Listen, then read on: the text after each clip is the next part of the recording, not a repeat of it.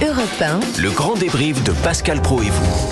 Le grand débrief de Laurent Tessier. Non-assistance à professeur, chef d'établissement en danger. Le proviseur du lycée Maurice Ravel à Paris a donc quitté ses fonctions, menacé de mort sur Internet après, on le rappelle, une altercation avec une élève pour qu'elle enlève son voile. Le proviseur s'en va pour des raisons de sécurité. Le rectorat parle d'un départ pour convenance personnelle. Un sujet qu'il ne faut pas minimiser, un sujet très grave. La démission de ce proviseur est un des grandes informations pour moi de l'année. Et le proviseur sera reçu cet après-midi à Matignon par Gabriel Attal. Et vous avez été nombreux à nous appeler ce midi au Standard d'Europe 1, comme Isabelle, professeure documentaliste. Elle se sent totalement abandonnée par l'État. On a bien compris que l'État avait lâché les profs depuis l'affaire Samuel Paty. Et là, on se rend compte qu'il lâche pas que les profs, il lâche aussi le début de la hiérarchie. Donc, ça va s'arrêter où? Parce qu'en fait, rien ne s'est passé, à part pleurer, nous apprendre à nous cacher, à nous barricader.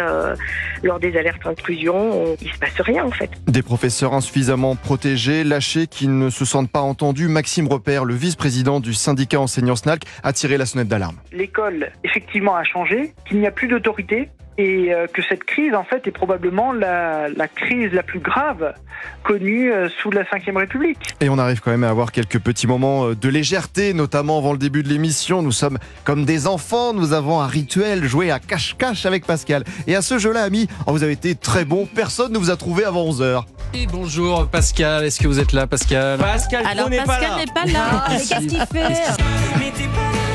Mais oui, où étiez-vous Pascal? Que faisiez-vous? Eh bien, plusieurs hypothèses ont été lancées. Il prépare l'émission. Bien sûr, dernier moment. comme Il est d'habitude. aux toilettes. Fait pipi. Oui, c'est peut-être vrai. un petit peu aussi avant l'émission. Vous savez c'est que important. tous les jours, on est obligé de le chercher dans les couloirs, Oui. de crier Pascal, où est-ce que vous êtes? vrai. C'est pas possible. Pascal, il est là. Reviens parmi nous, ami Pascal. Bon, selon une autre source bien renseignée, vous étiez caché dans le bureau d'Alain. Ça marche à tous les coups, Alain Liberty, notre directeur d'antenne. Sauf que son bureau est à l'opposé de notre studio. Il a donc fallu faire un petit sprint. Un passage d'antenne. De courir. On l'a perdu. Dans les couloirs. Alors, je vais vous dire, quel âge vous avez maintenant, toi? Ça vous fait quel âge? Et cette petite course a eu quelques effets, un petit coup de fatigue. L'exemple tout à l'heure, un peu avant midi, vous vous lancez, tiens, dans un beau compliment. Moi, le seul dieu auquel je crois pour le moment, entre 11h et 13h, c'est... Mon petit pronostic, votre dieu, c'est peut-être Monsieur Boubouk, Géraldine ou moi directement, après tout, c'est sûr. Moi, le seul dieu auquel je crois pour le moment, entre 11h et 13h, c'est... Fabrice Lafitte. On pensait que c'était nous. Oh non, DJ Fab, votre dieu, nous aurons vraiment tout connu cette année. Je crois qu'après avoir vu ça, on peut mourir tranquille. Enfin, le plus tard possible. Oui, plus tard quand même.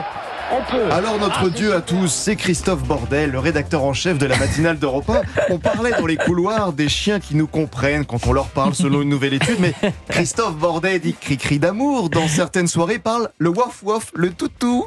Et je sais faire le chien aussi.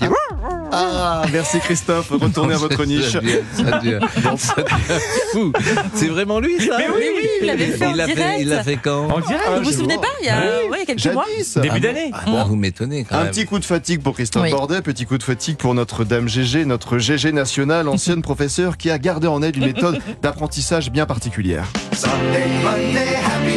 Oh là. Alors Elle est ils ont née été en mariés 700. entre 740 avant Ouais, oui, JC ça fait- jusqu'en 760. Avant JC, c'est pas Jacques Chancel. Oui, hein, c'est pas...